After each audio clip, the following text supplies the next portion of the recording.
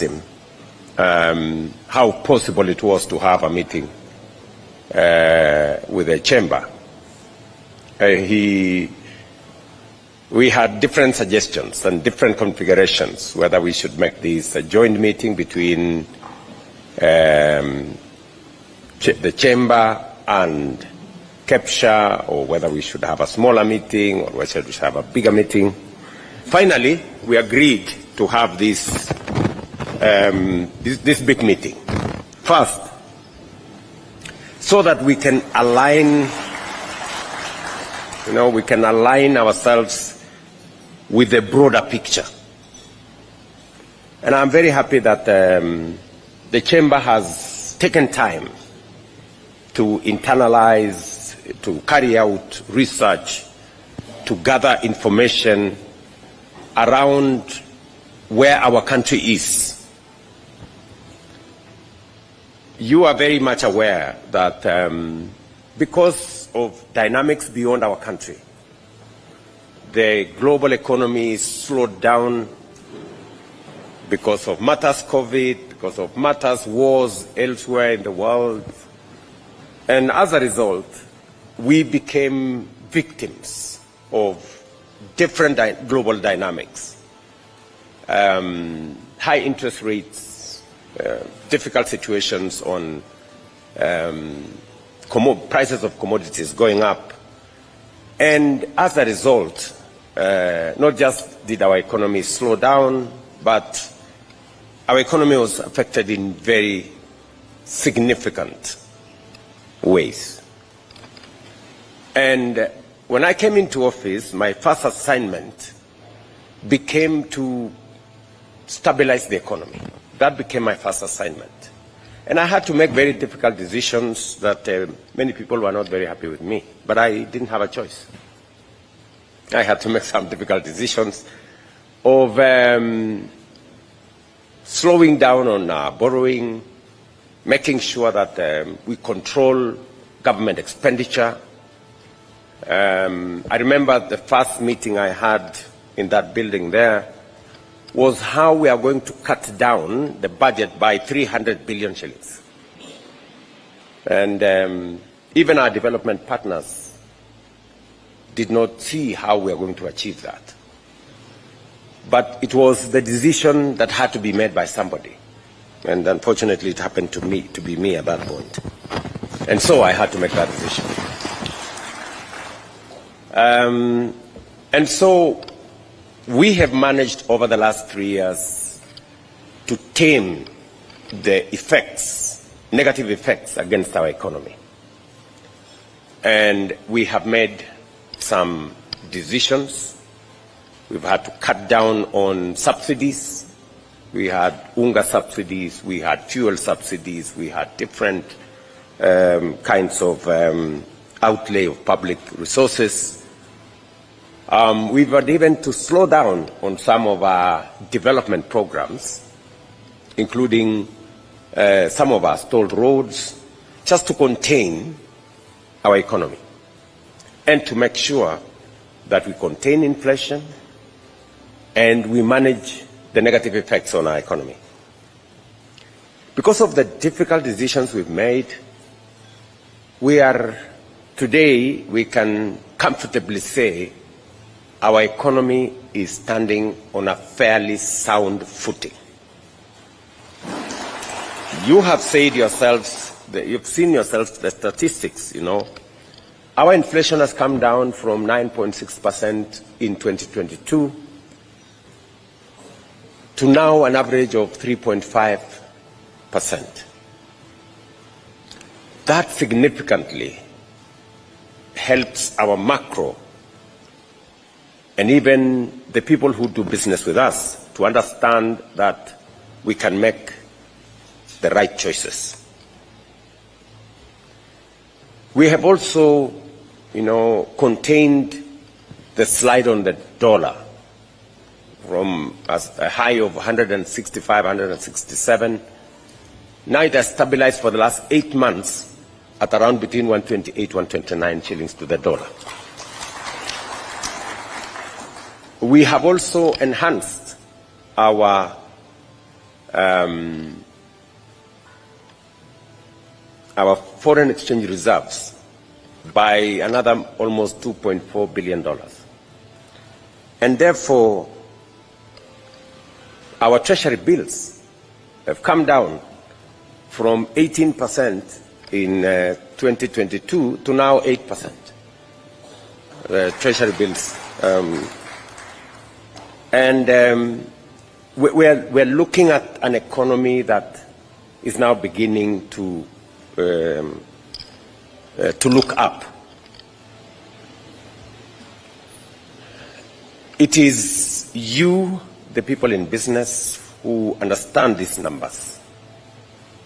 You know, the countries that did not, for example, take the kind of steps that we did ended up in a much more difficult place than we are.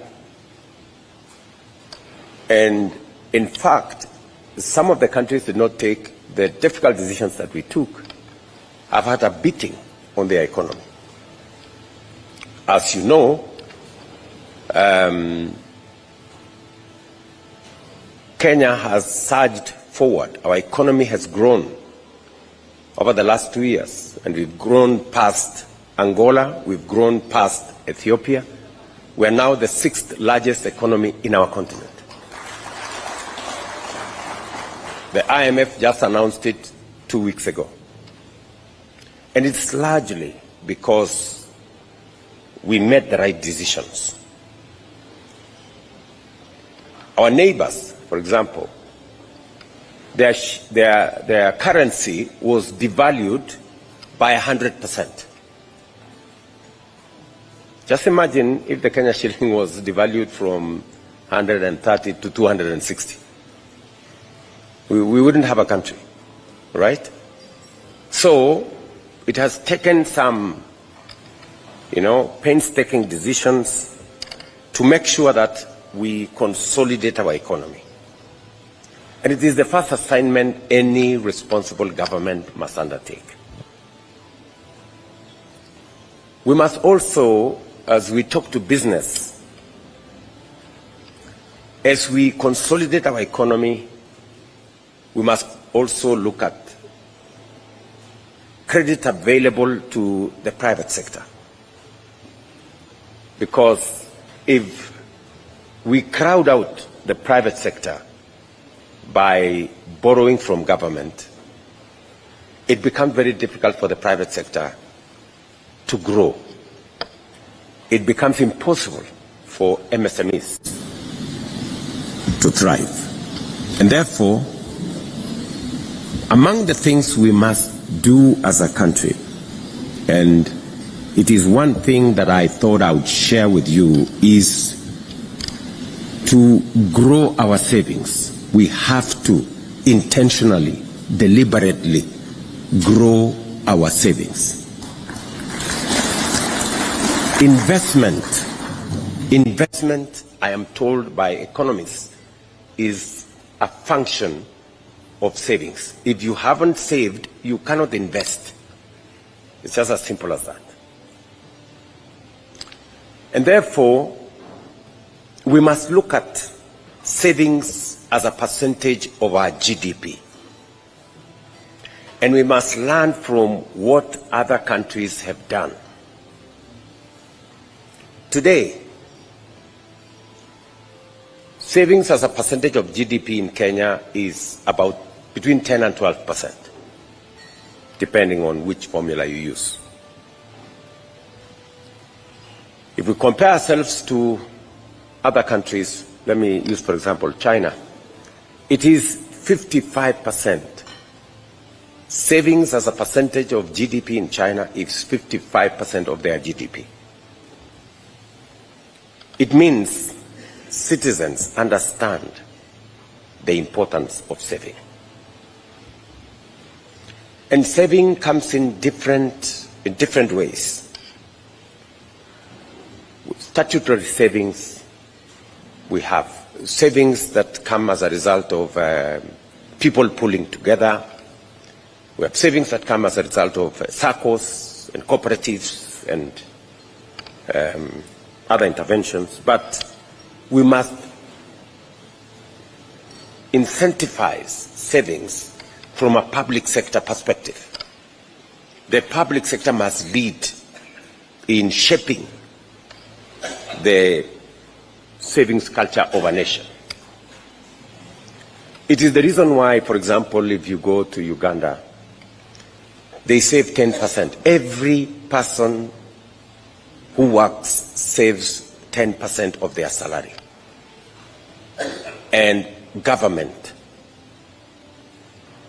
also contributes to the saving of, the employer, for that matter. Same thing with our brothers and sisters in Tanzania. These are two neighbors. Just to mention to you that these two countries have been doing it for the last 15, 20 years. In Kenya, we haven't quite, we've had a problem. And that is why up to 2023,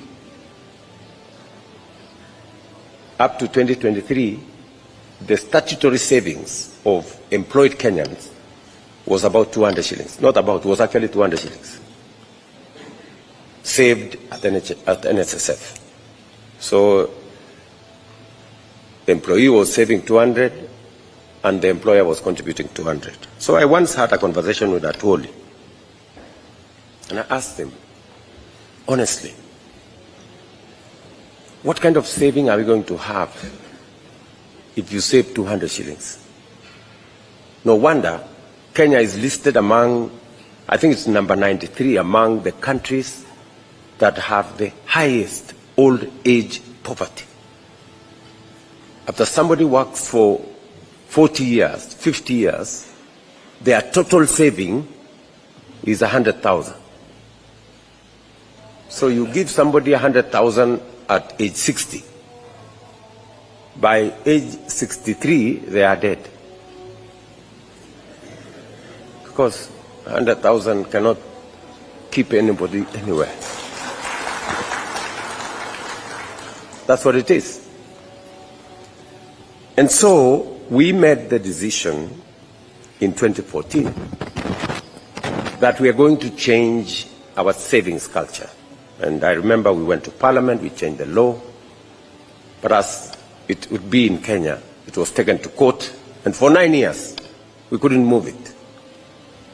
So when I came to office, my first assignment was to call the fellows who had taken us to court and to look at them in the eye and ask them, really?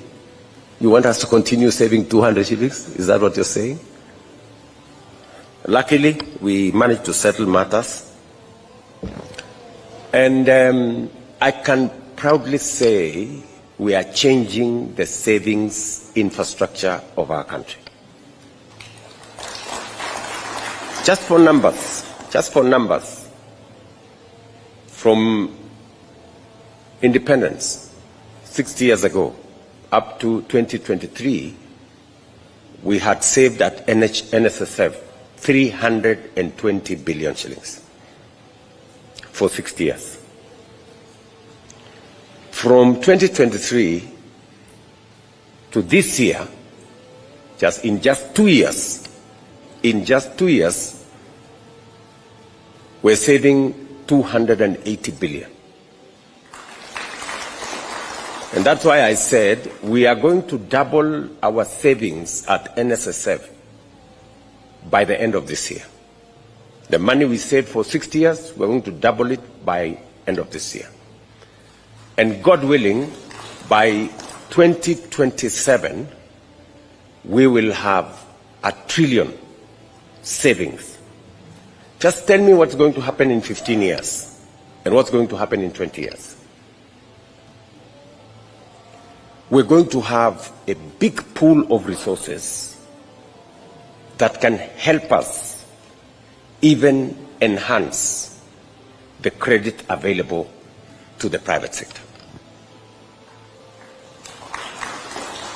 Because the problem we have in our country is that we do not have patient money that can wait for 15 years, for 20 years. And that is why all manner of borrowing is 2 years, 3 years, 5 years, and the interest rates are very steep. I want to encourage the private sector to work with us on expanding the savings infrastructure in our country. I want to ask the Chamber of Commerce to think about how do you play a role in making sure that together we facilitate savings so that we can use those savings for investment and we can begin the journey to make credit available to as many people as possible, especially the people who need it most in the micro, small, and medium enterprises. Because of what we have done, it is my expectation, and that is why I have a central bank in our midst. It is my expectation that the interest rates, the T-bill interest rates that are coming down, the interest rate regime that is, we are consolidating our place, and we are reducing on borrowing. We are looking at other ways of facilitating public investment that avoids borrowing. And I will give you examples. Today, we have contracts of close to 300 billion Kenya shillings in our housing program, in our markets, and in our hostel infrastructure. 300 billion. Not a single of those contracts is on borrowed money. There is no housing development we are doing on borrowed money. There is no market we are doing in Kenya on borrowed money. We have a different, funding mechanism. Again, we have gone to the market outside our debt book to develop instruments for developing our road infrastructure. Again, away from burdening our balance sheet with debt. We are building Talanta Hela here, one of the big stadiums, again away from debt on the balance sheet of the government of Kenya. We are building Bomas of Kenya away from debt on the balance sheet of Kenya. We've just concluded discussions with partners to do the road from Mau Summit here from Rironi all the way to Mau Summit and eventually to Malaba. It will not be built on debt. It will be built on investment. We've agreed to extend the railway from Naivasha all the way to the border and into the rest of the East African community. Yesterday, we signed an investment instrument with UAE. They will be participating as an investment, not as a debt to the government of Kenya, to extend the railway. So, these are alternative instruments for funding public infrastructure without burdening our citizens with debt on our books. And I'm saying this so that the Chamber of Commerce, with your membership, can focus on the areas that will give us momentum to take our economy forward in an innovative, in a creative manner, that looks at how do we move forward. I know there is always a temptation to say, let us look at taxes, let us look at the other. But there are instruments that go beyond tax that we can use to drive our development.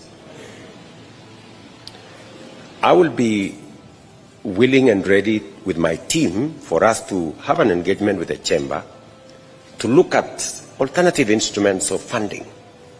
How do we MRIs and ICU equipment and all manner of equipment. Some of them did not work, but we had already paid for them. Some of them worked sometimes, but we had already paid for them. Some of them, thankfully, 80% or thereabout worked. But this time round, we have decided to be innovative. So we sat down with the manufacturers of this equipment, and we have told them, please come and place your equipment in our hospital. We will pay as we use the equipment. For every service you charge us, we pay you. If the equipment is down, we wait. When it is up, you charge us, we pay you. And the manufacturers have agreed. We have started the deployment of equipment in our hospitals. Again,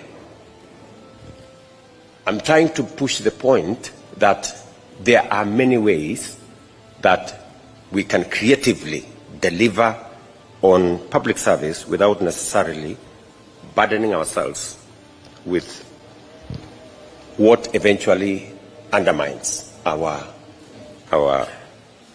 economy. I'm going to ask at some point our two friends from Central Bank to tell us what are they doing to make sure that the trend coming down of interest rates is transferred to the borrowers in MSMEs and in credit availability.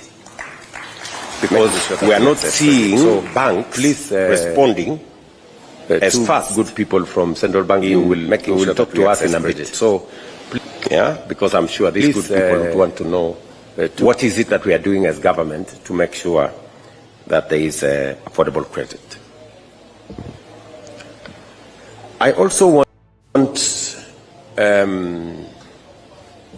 to speak to the other items that you have said. You have talked about value addition, agro-processing, productivity in our agricultural sector. Agriculture plays a very central role in our economy. And therefore, we must focus on productivity of our agricultural sector, but much more importantly also focus on value addition, processing, and also opening up of markets. As you are aware, we have different market infrastructure that have been said here by the Chamber President and all the other people who have talked. We have the ACFTA, we have the East African Community, we have COMESA, we have signed an agreement, the first ever as a country with the European Union, the Economic Partnership Agreement with the European Union. We've just concluded an agreement with UAE, the Comprehensive Economic Partnership Agreement that now is undergoing ratification in Parliament.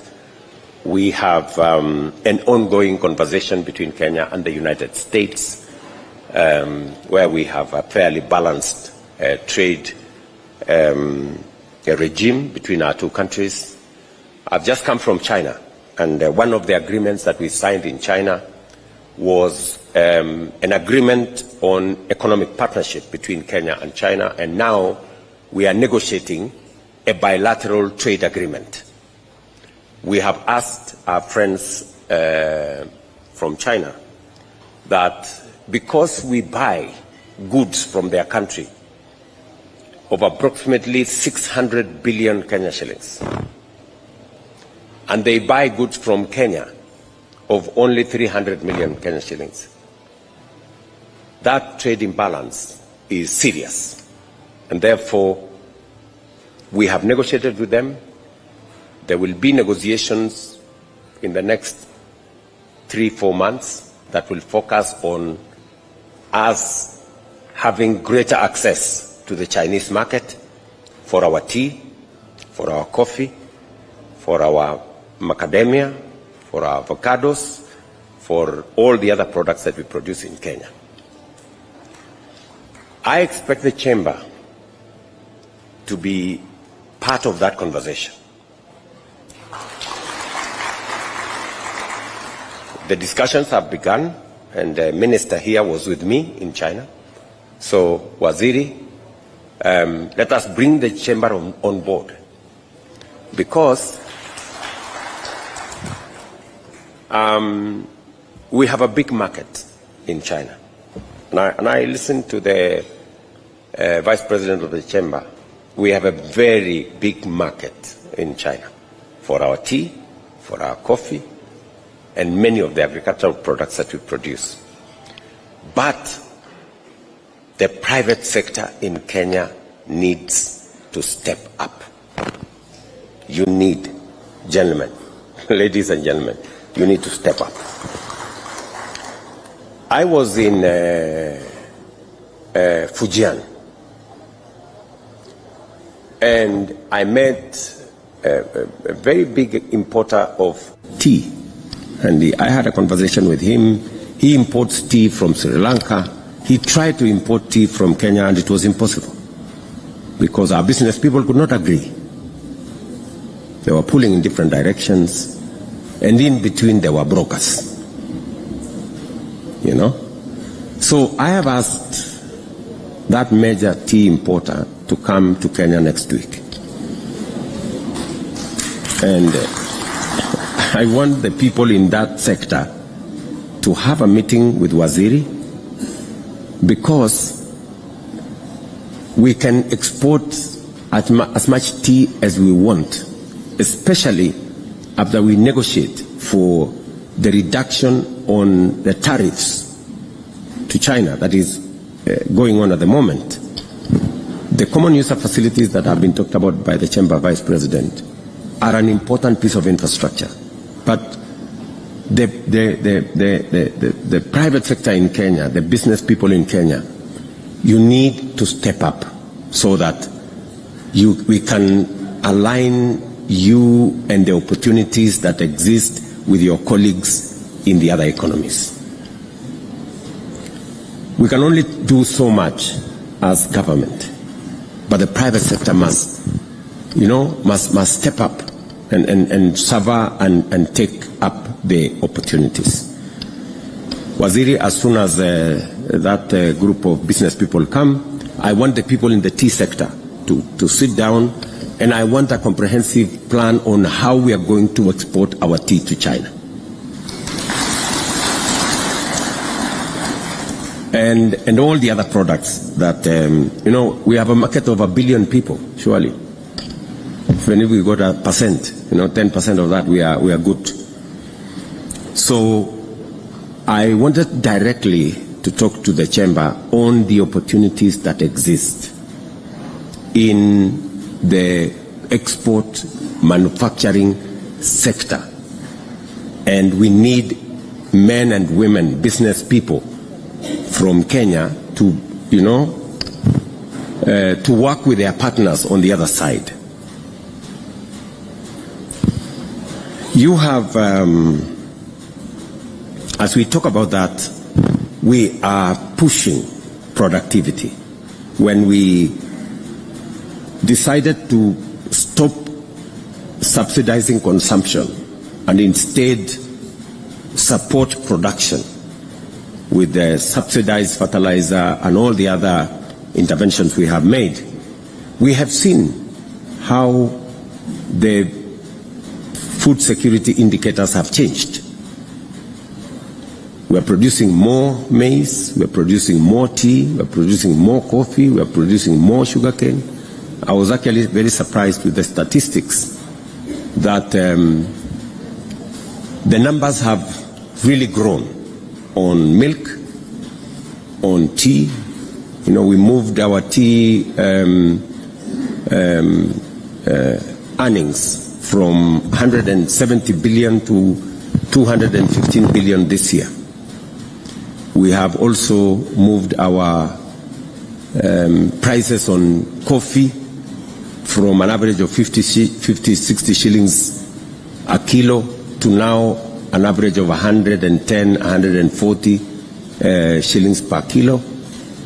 Our sugarcane production is growing by leaps and bounds. I am actually surprised that very many regions in Western Kenya that did not grow sugarcane, all of a sudden, I see sugarcane growing everywhere, in Bungoma, in Uasin Gishu, in Nandi County, in Trans Nzoia, and in many other parts of our country. In fact, area under sugarcane has grown in the last 2 years by 200,000 acres.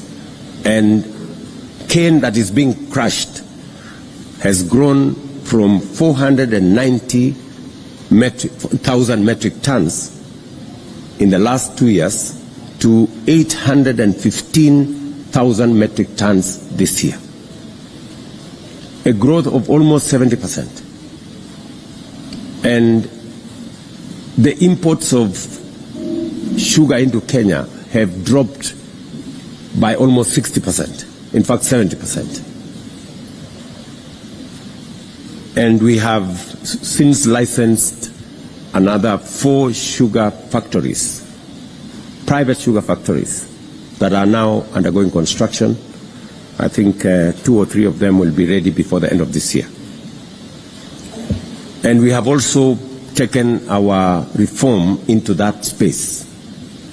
We are concluding by the end of this week, we are concluding the leasing of all the government-owned sugar factories so that the private sector can bring in capital, they can bring in expertise, and help us unlock the potential in that area.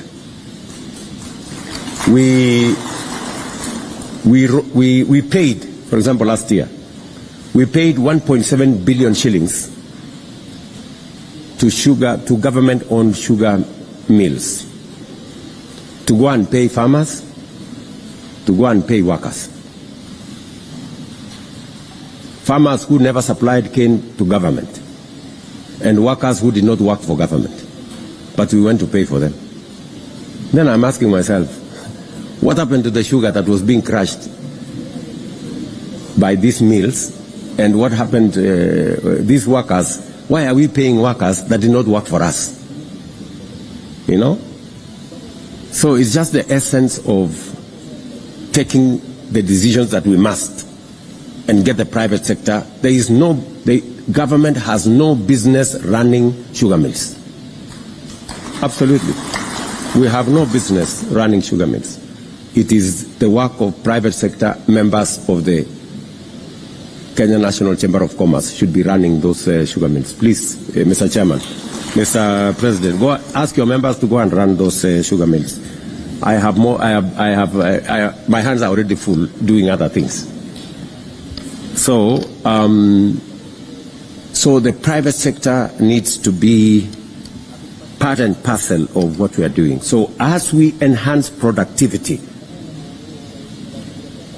members of the Chamber of Commerce must take up value addition, agro-processing, export.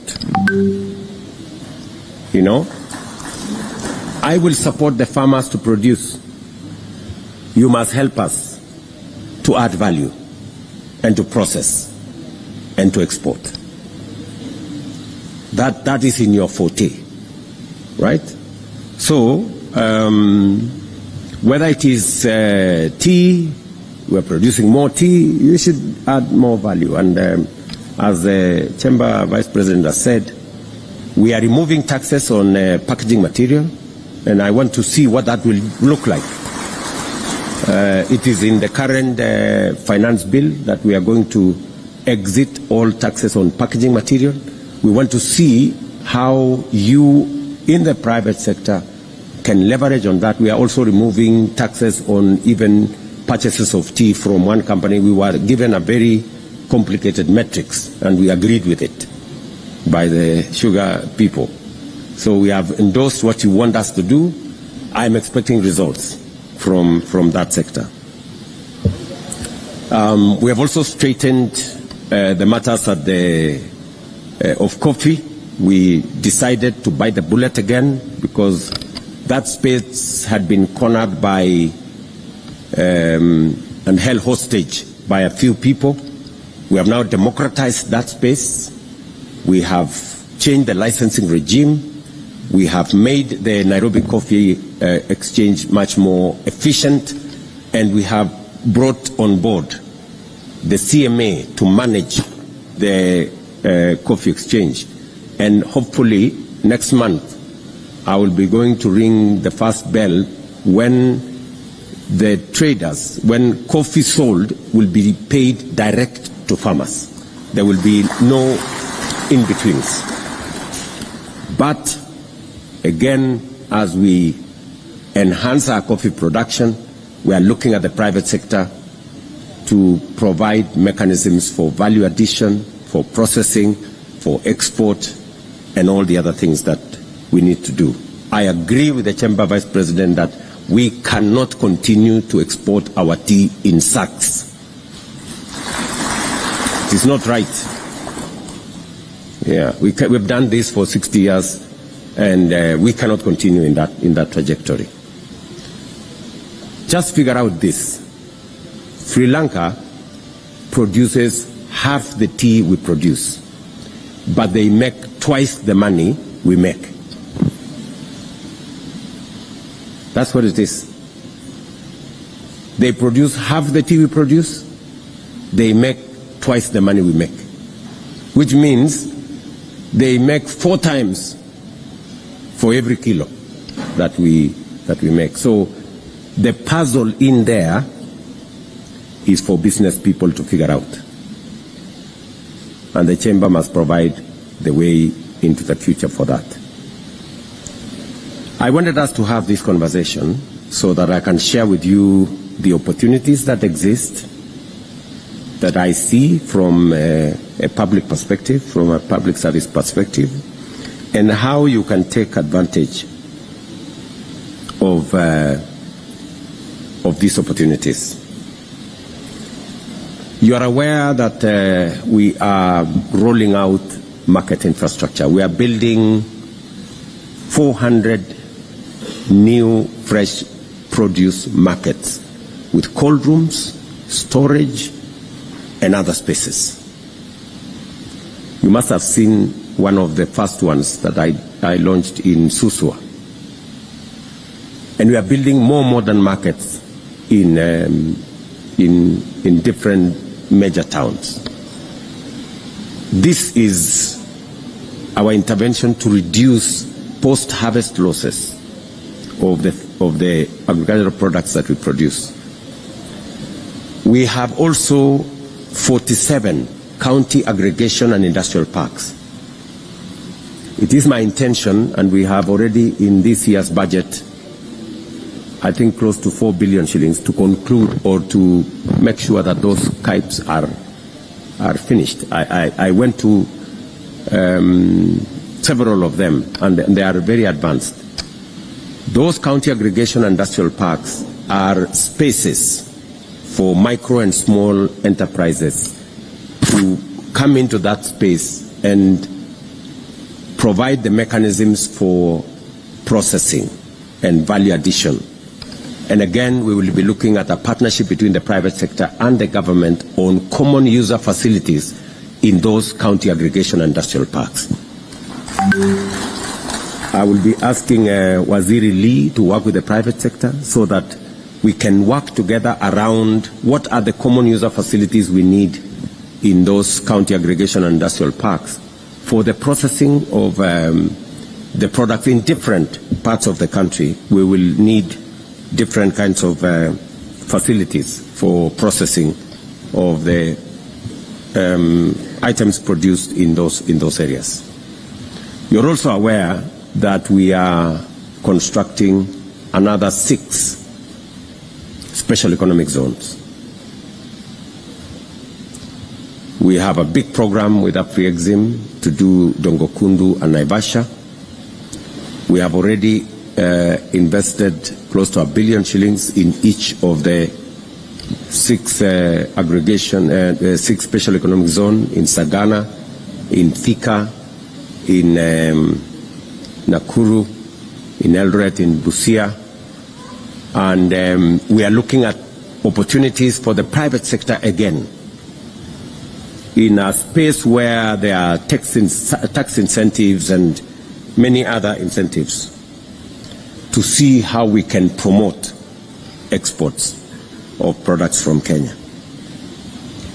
Again, I am looking at the chamber to serve these opportunities, to look at these opportunities, to work with Abu Bakar here and his colleague Juma Mukwana from industry on where you can play a role in unlocking the potential in these facilities.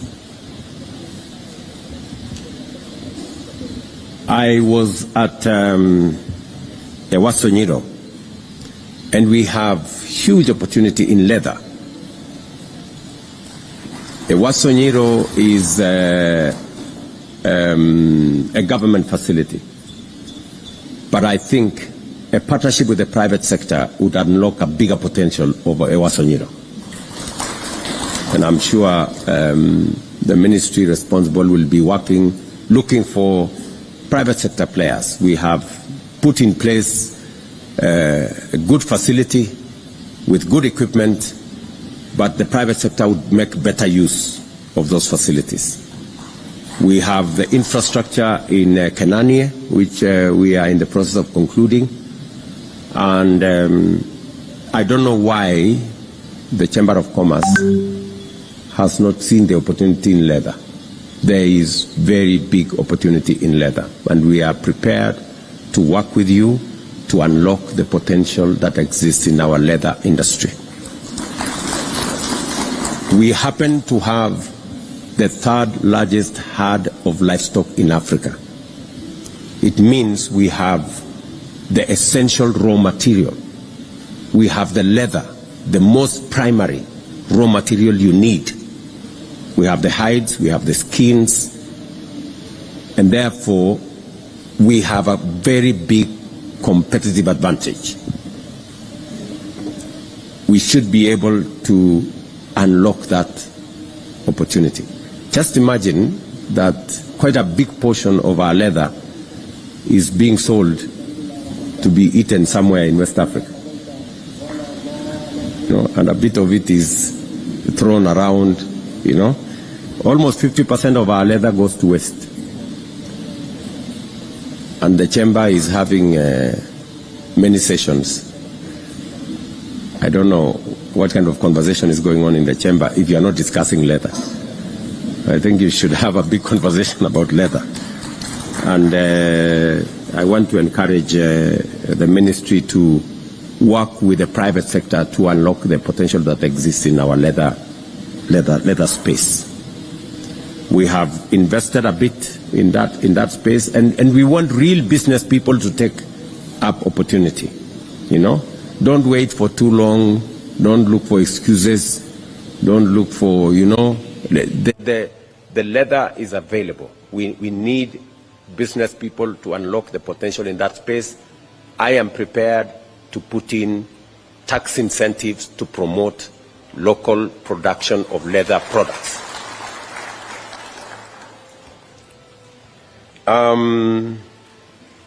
Finally, I want to respond to some of the issues that you have raised.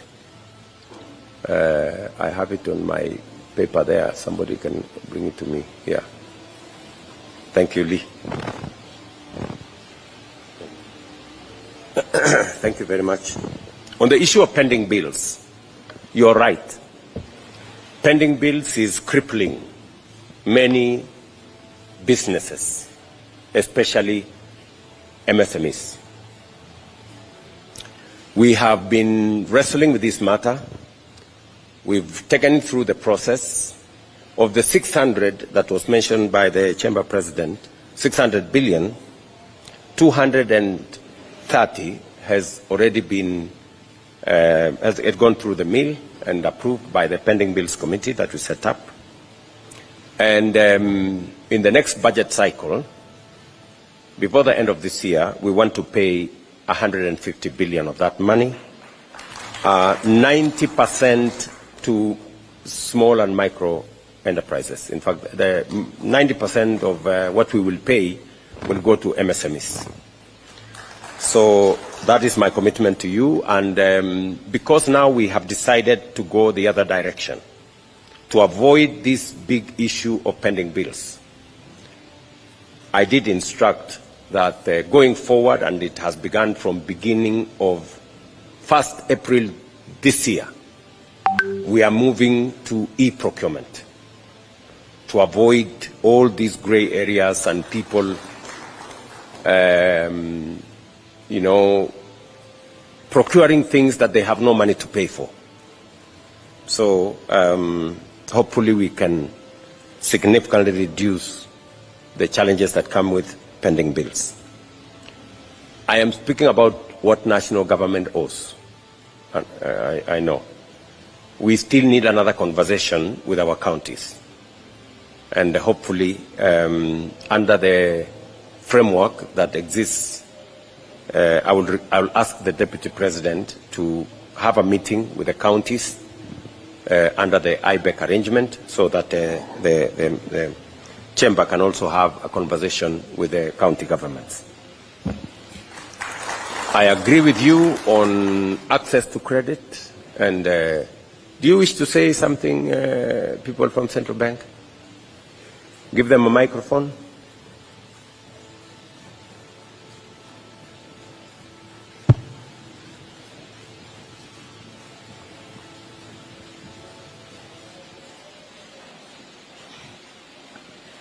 Thank you so much, Your Excellency. My name is Dr. Susan Koech, Deputy Governor, Central Bank of Kenya.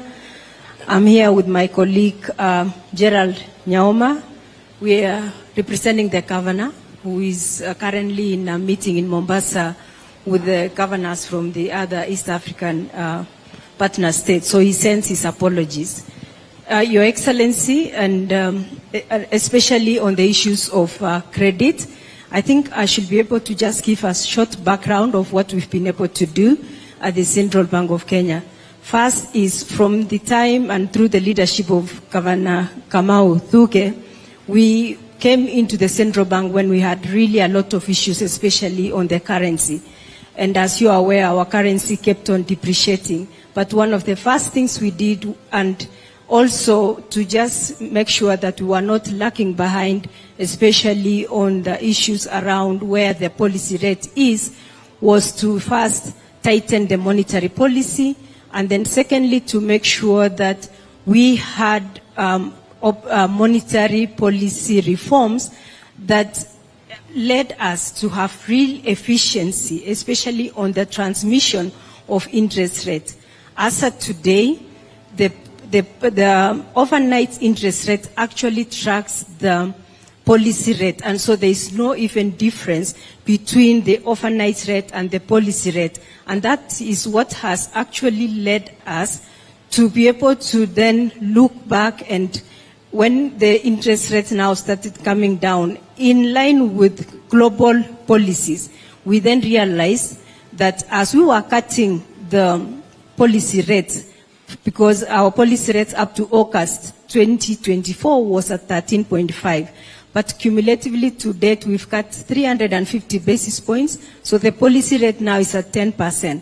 But we realized that the banks were not bringing down the rates as it is. And also, even when the Treasury bills rates were coming down, to the extent His Excellency the President has said today, it is at single-digit levels. So we then instituted target inspection our teams then went to the specific banks so that we can be able to understand how they are applying or implementing the risk-based lending model. And out of the target inspections, we then came to the conclusion that the risk-based lending model in its current design is not able to enable the banks to bring down the rates as they should. And also because we realized that most of the banks were applying the model in a way that then it brought in a lot of discrepancies, because the central bank was approving base lending rate for every bank differently. And we now thought through and with consultation with the KBA, we came to the conclusion that we need a common base lending rate. And I'm sure, and because we received a number of views from most of your members through our consultative paper, which we had issued, and it closed last week, we wanted now the members of the public just to be able to review our consultative paper and tell us what are their views on what needs to be done, especially on, number one, the base lending rate, and then secondly, how do we make sure we have a base lending rate, and then the additional items which we describe it as K, which primarily will be one, the cost of funds for the banks, secondly, return on shareholder value, and then thirdly, it will be on other costs like now employers or staff costs for the purpose of their staff. So we have gotten the feedback and we are working on those views that we have received, and we are going to work closely with KBA to make sure that we come up with a risk-based lending model that's going to serve Kenyans, not just now, but into the future. So we are seeing that there will be a lot of reforms around that to make sure that then we have affordable credit, and not just only affordable credit, but also available credits. Thank you, Your Excellency. Okay. Thank you very much. Not very many people understand numbers, so I hope you understood what she said.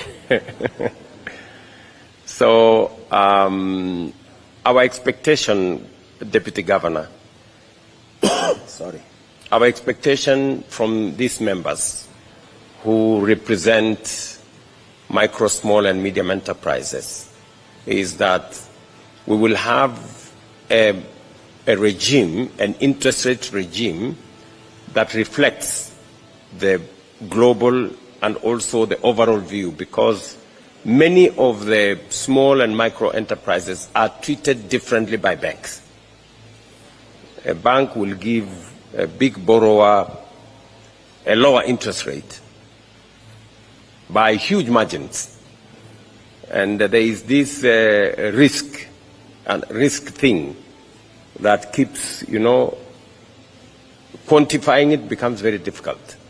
So I hope in the engagement you currently have with the private sector, we should be able to get to a place where we can have a proper answer for these good people.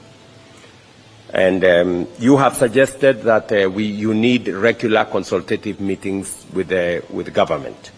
And I am proposing that we do this every 4 months. So at our next meeting in 4 months, hopefully you will have tidied up and we will have a proper response with numbers and figures and experience to these good people. Is that okay? Do you support that we do every 4 months? I think it's a good moment. Maybe not with the big team. I think the big team was necessary today. But I think we need a much more intense engagement with a smaller team, maybe the chamber, a representative team, so that we can do that. And the minister can engage the bigger team, and then we can consolidate a smaller team that can engage with us to see how we can do things better. Market access, I have told you what we are doing about market access. We are, with all the infrastructure rolled out for you guys, you need to look at the opportunities that exist in COMESA, opportunities that exist in ACFTA, and the opportunities that exist in the EAC, all the other agreements that we have signed with bilateral countries. But also, I think you are also saying that there must be ring-fenced government contracts of a certain amount. I think the proposal was that you want government contracts of up to maybe 5 billion to be ring-fenced for local companies, not, and I think locally owned. They say not, not locally registered companies, local owned companies. I will ask my team at the Economic Council to work with the minister to see whether we start with 1 billion shillings or we do 5 billion. They will work out the number. In the next 4 months, we will come and So I would propose we start with 1 billion shillings. Let me give you some good news, though. Of the 300 billion contracts we have signed for affordable housing, for markets, and for hostels, all the companies are locally owned companies, all of them. We don't have a single Chinese company building our affordable housing.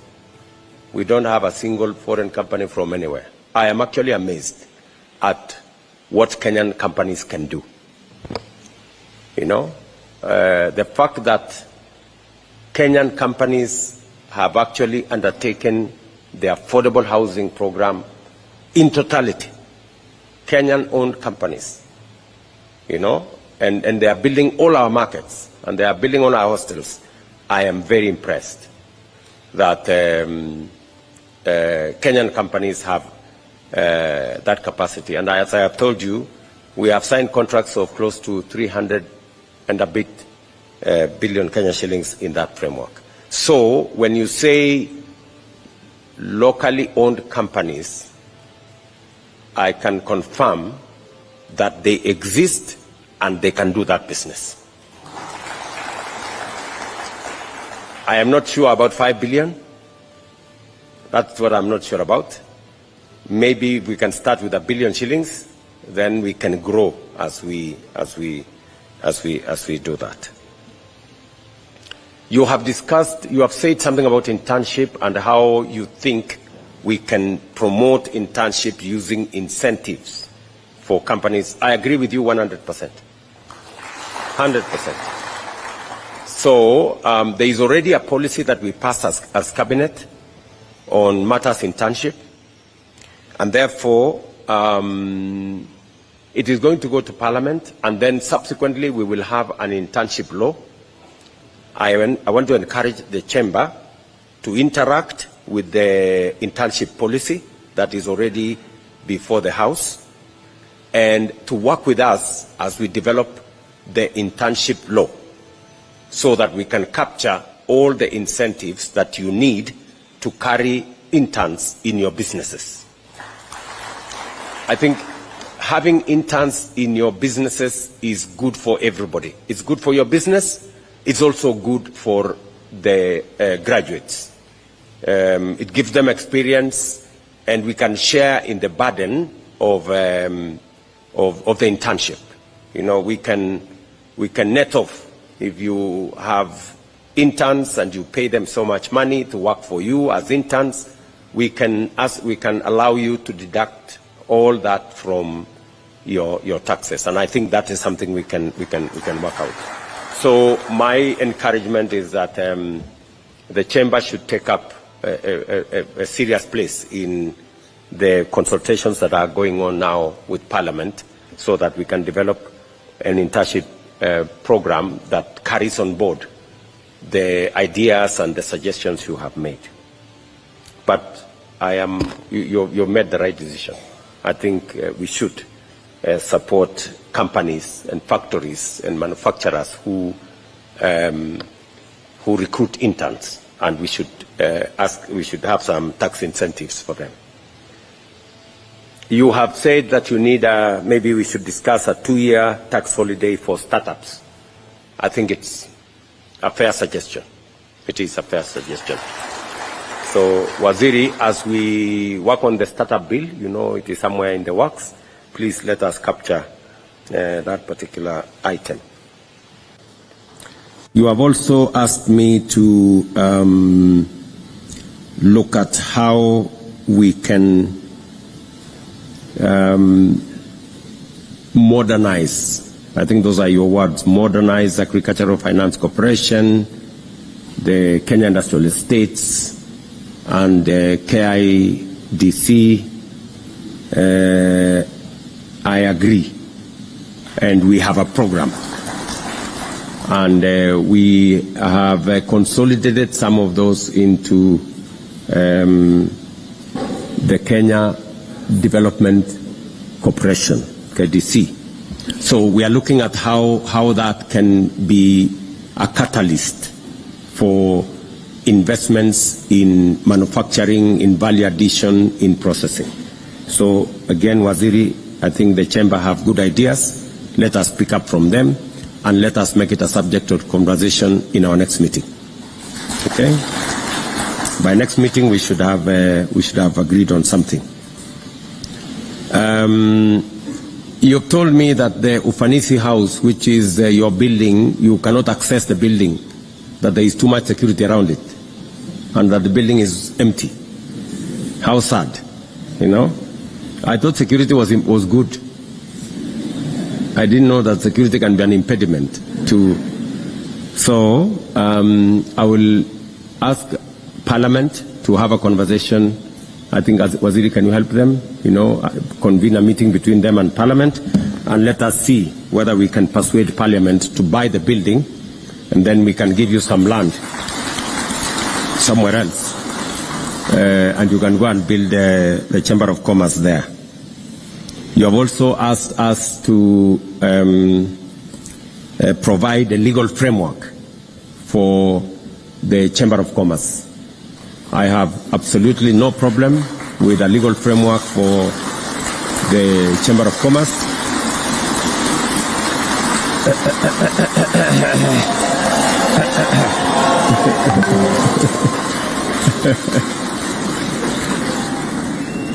with only one caveat, that you do not ask me for money. Yeah. So I think just the same way we have the Law Society of Kenya recognized in statute, but we don't give them any money. They, especially for you people, you are business people, you have a lot of money. So, but I think to create a firmer foundation for the chamber, Waziri, look at what best practice elsewhere looks like in different countries, and then let us borrow best practice and let us negotiate with the chamber on what legal framework, shape and form it will take. That's a fairly straightforward issue.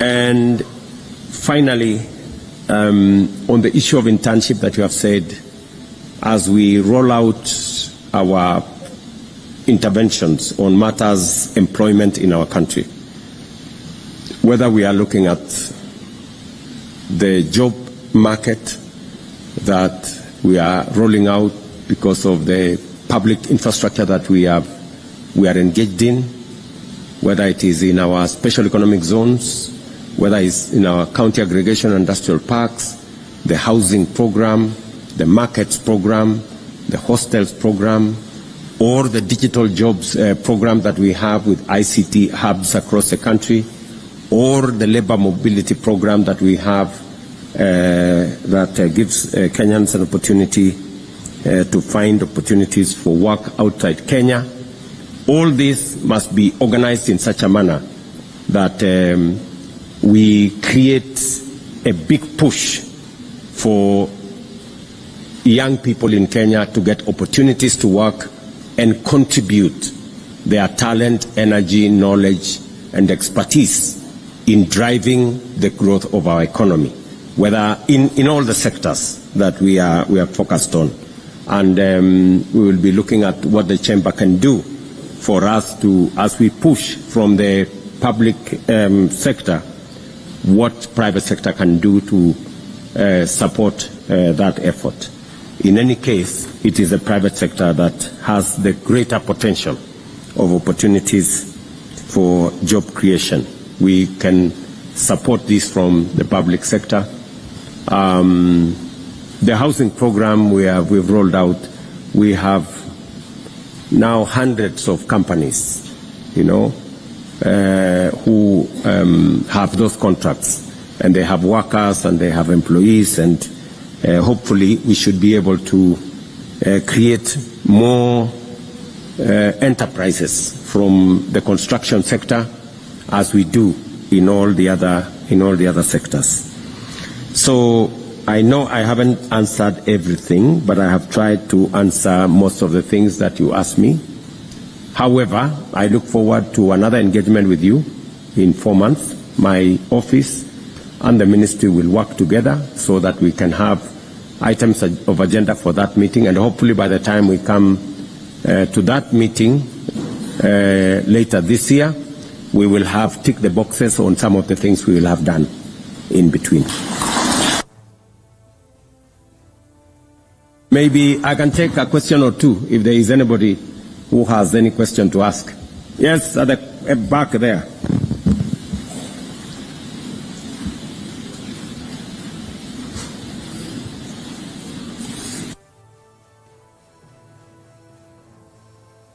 Your name and just the question. Don't no stories. Thank you very much, Your Excellency. I'm Yemuria Michael from Turkana County, representing 21 nationalities in Turkana West. My question is directed by saying there are too much licensing in terms of hotelier industries. I want your office to reduce these licenses because most of the hoteliers have closed hotels because of double licenses.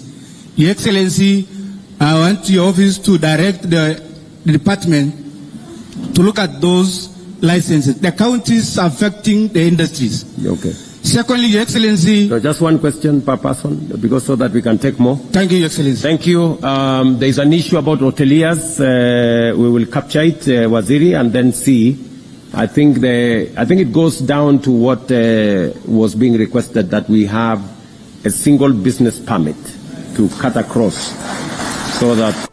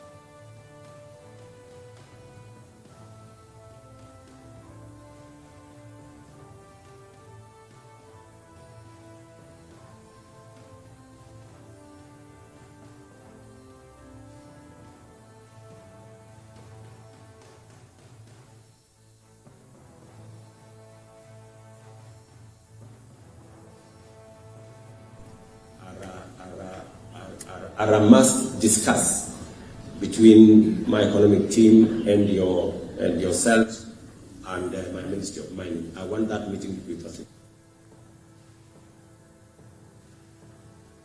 Okay. Yes, I will take another 2 questions from a lady, maybe, and a man. I see only men here. Okay, give it to this good man here. Good afternoon. My name is George Onkoba. I'm the Vice Chairman, Kenya National Chamber of Commerce from Kisii. My question is, we have done the housing where we'll end up retiring, but we've not done business centers whereby we can get all the SMEs from the road and do maybe a business center where they can purchase those kiosks and they have a permanent place where they can do business. Thank you. You're right. It was my intention that as we do the county aggregation and industrial park, that we would have, I think what we have developed as the county and aggregation industrial park is a small section, because we had said that every county aggregation industrial park should have 10 acres. So I agree with you that we need also to incorporate a place where we can have common use of facilities for business people to work from there. I know that in our housing plan we have taken care of some commercial facilities. For every housing unit we have a commercial element of it. But you have a point, and that becomes something for us to discuss between housing and between KIPES. We need something in between there. Thank you very much, George. There is a lady there. Thank you very much, Your Excellency. My name is Pauline Wangeshi, the chairperson for Kirinyaga, Kenya National Chamber of Commerce. Mine is to appreciate the way that you've said for us, the private sector, to step up. We are ready, and we assure you that we will step up. Chamber has been organizing Kaete, the China Africa Expo, since last year was here in Kenya, and next month the Chamber will be going to China. So we request your good government to actually join hand and support Chamber in actually being on the forefront negotiating for the business opportunity for our people.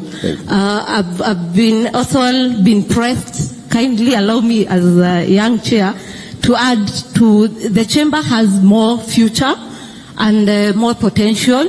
So we request your good government to accommodate every county to have an office to be able to represent all the business community. Thank you. To have an office at the county or where? To have land at the counties, at the county chapters. Tuko nazo. Your administration, I know, is in a position to do that. Okay, please take some notes, Waziri, maybe your people there, we'll see what we can do. But on your request to support the business relationship between us and other countries, please, Abubakar and your team and Waziri, please make sure we facilitate whatever it is that they need. I had said just a few, maybe, I don't know now. Yeah, there is an old man there, huyo mzee aongee dakika moja, and then we can take one more here, and then one more lady. Yes. Thank you, Your Excellency. I'm coming from Wajir, Northern Kenya. I'm requesting, the border Somalia and Northern Kenya is closed. We want you to open for us that border. We want to run a business between Somalia and Kenya. That's correct. Thank you, sir. That's correct. Yeah. We already had a conversation with the government of Somalia, and we had made all the arrangements to open that border because it doesn't make business sense to have the border closed. So I will pick it up again, and maybe by the next meeting, I will have found an answer for you. There's a lady behind the gentleman here. That lady inspects in, yes. Excellency. My name is Dr. Philomena Tanui, and I am a business lady and director from Elgeyo Marakwet. Yes. Now I'm in the manufacturing sector, and the manufacturing equipment is sometimes very expensive, and when a machine breaks down, it's very hard to get one, or you bring your machine, like I'm in the toilet paper industry, I bring my machine for calibration for 3 weeks, or I wait to import from maybe China or India. So I wanted to request that manufacturing be made more accessible and affordable for the business person, so that they can be supported with making the equipment available here in Kenya at a cheaper, cheaper rates.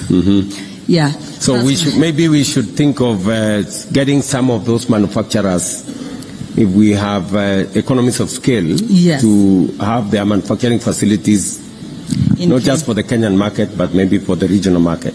Sure. Maybe that is Thank something, you, again, the ministry can pick up. Let me check the last person here, this good gentleman. He has been Mr. The host, the gentleman from Nairobi, I hope. Your Excellency, my name is Dr. James Mwaura, the chairman for Nairobi chapter. Okay, James Mwaura. Yes. Now, on behalf of the business people, starting with the pending bills, now that you have said you'll be paying the bills around December, can the central bank relax the rules for the business people? At least the auctioneers get out of their way. At least you put them on watch. I said before December. It could happen anywhere, August, September. Very good. So if we manage to do that, at least central bank can relax the rules on the banks. At least you put everybody on watch.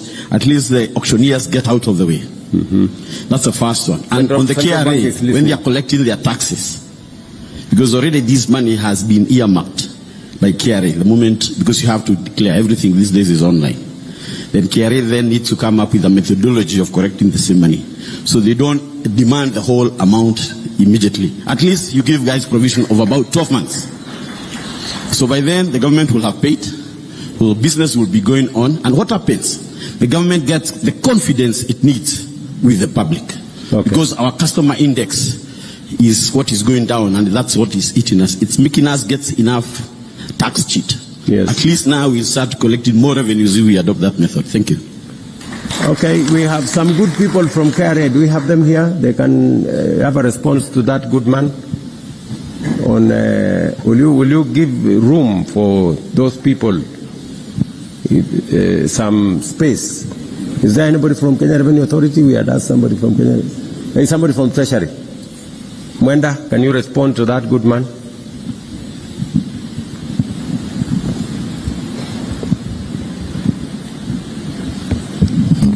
Your Excellency, first, the taxpayers are allowed to engage with the Commissioner General or the KRA to agree if there are challenges. But given the commitment, Your Excellency, you've given, we think the best solution is for us to pay so that we clear. But between now and then, they can engage with the Commissioner General and agree on a plan to pay. Now that you have the floor, Mwenda, and you are the man from Treasury, when are we paying these pending bills to these people?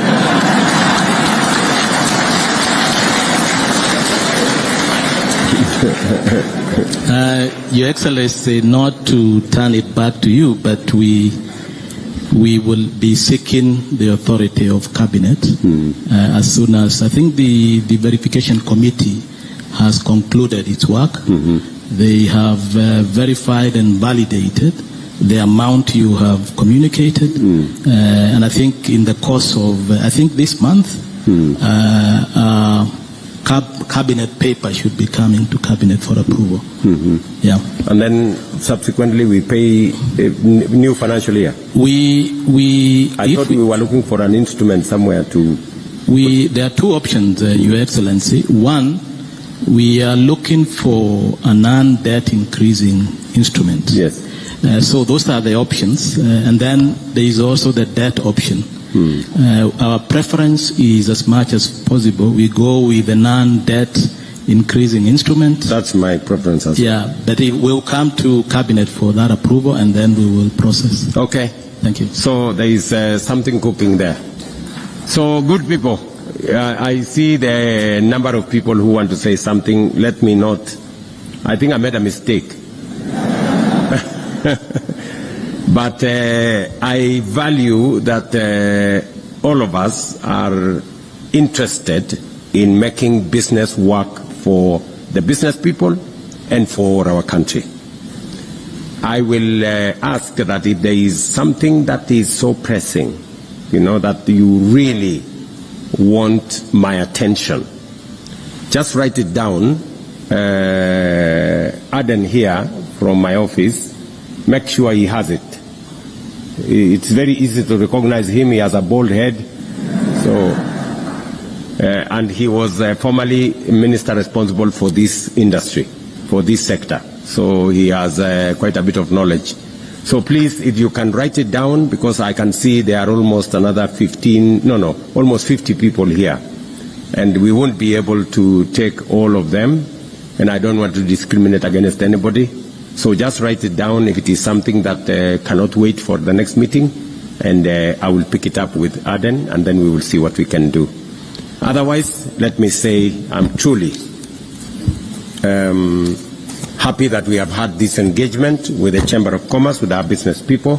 I look forward also to having another meeting with KEPSA and all the other entities that are involved in the business space in our country, so that together we can inform and influence and contribute to the betterment of trade and business and enterprise and industry in Kenya. So asanteni sana. My very best wishes as you go back to the counties. Please take our greetings to your counties and to your membership. Asanteni sana.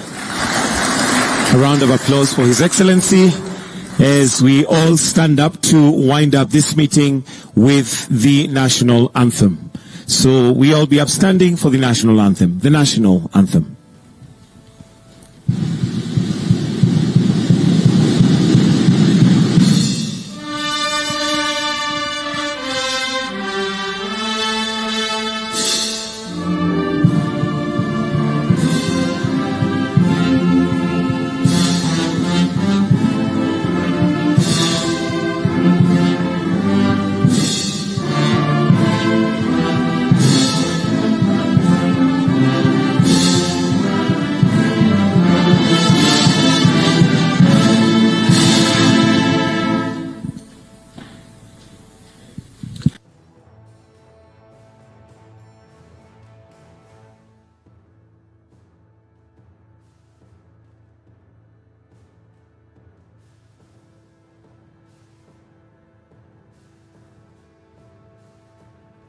Kwa ajili ya maisha yako, na amuru hizo nguvu zote sasa, kama vile Petero alifunguliwa gerezani na malaika.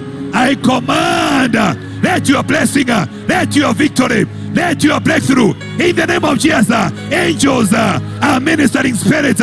Tunapoomba kuna malaika wanaachiliwa, waachilie ushindi, waachilie baraka, waachilie nafasi zetu.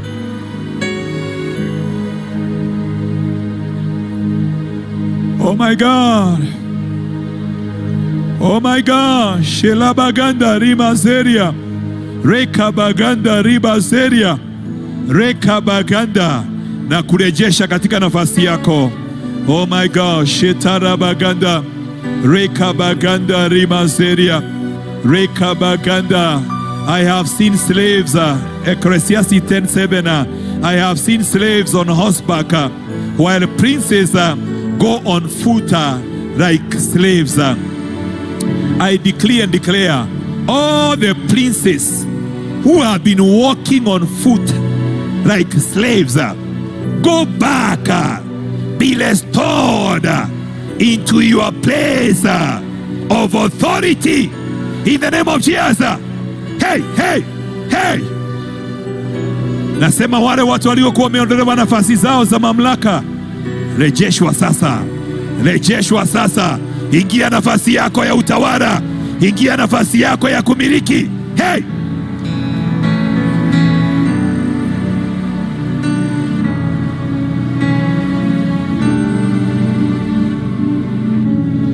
Koribashanda bazaya. Koribasheria ribaganda ribasatama. Reka baganda bashanda bazanda. Reka baganda bashanda bazeria. Reka baganda bashanda bazaya. Reka baganda bashanda. Reka baganda rimazeria. Reka baganda rabashanda. Reka baganda. Rudi mahali pako pa mamlaka. Rudi mahali pako pa kutawala. Pokea mamlaka ya kiungu ndani yako. Pokea mamlaka ya kiungu katika maneno yako, katika maombi yako. In the mighty name of Jesus. Reka maganda, reka maganda, reka maganda. Kings rule by decrees. Wafalme wanatawala. Shatara maganda, kwa kutangaza. Chochote wanatangaza kinakuwa sheria. Reka baganda rima, reka maganda rima, reka baganda rima zeria, reka baganda rima zaya.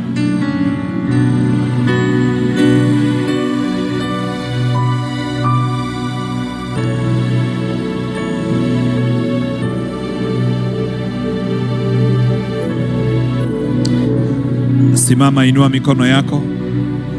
Nataka worship team waje.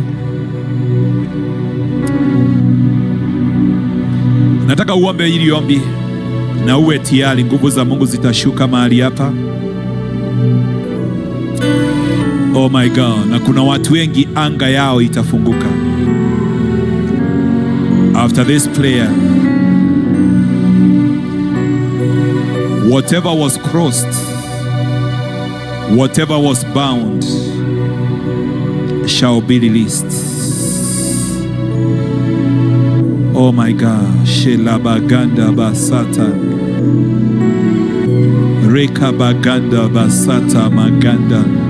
Sema, Bwana Yesu, nimepokea neno lako na ninashukuru kwa sababu imekupendeza kunipatia ufalme.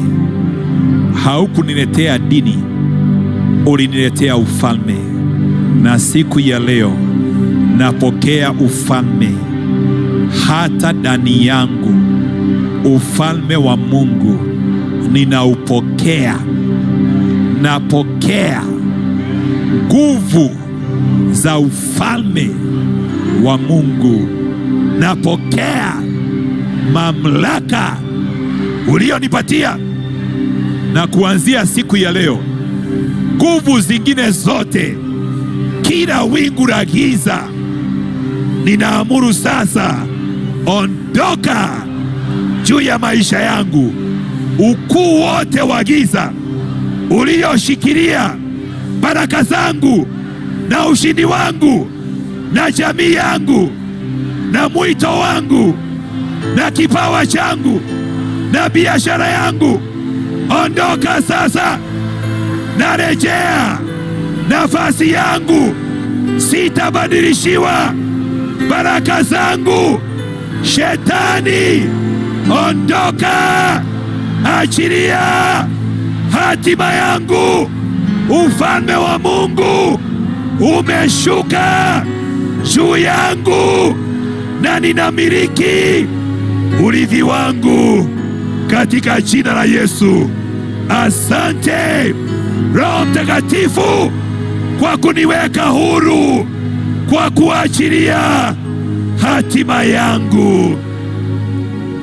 Inua mikono yako, pokea hizo nguvu za Mungu zinashuka. Oh my God. Kila pando, oh my God, shela baganda, reka baganda rima, ambaro sio baba amelipanda, mapando ya magonjwa, mapando ya shida, umasikini usio wa kawaida, aibu na kukataliwa. In the name of Jesus, ondoka.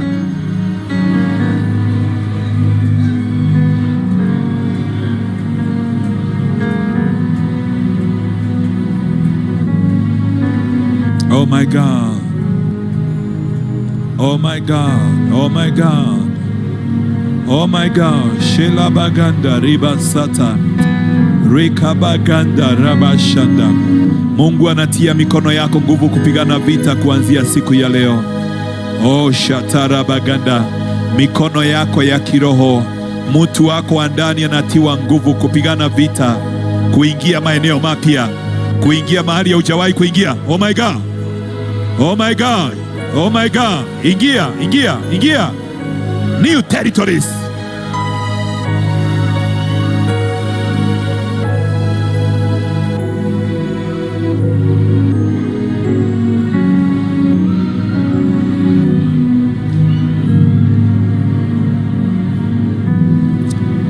Oh Jesus.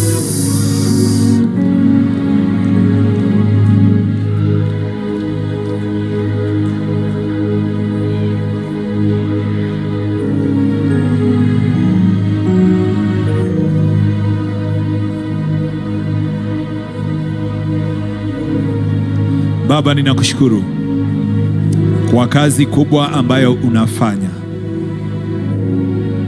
Ninaomba utupatie neema ya ajabu usiku wa leo, tunapokuja katika mkesha, kuingia vilindini na kuona ushindi wako kwa njia ambayo hatujaiona tena, kwa sababu unatenda jambo jipya.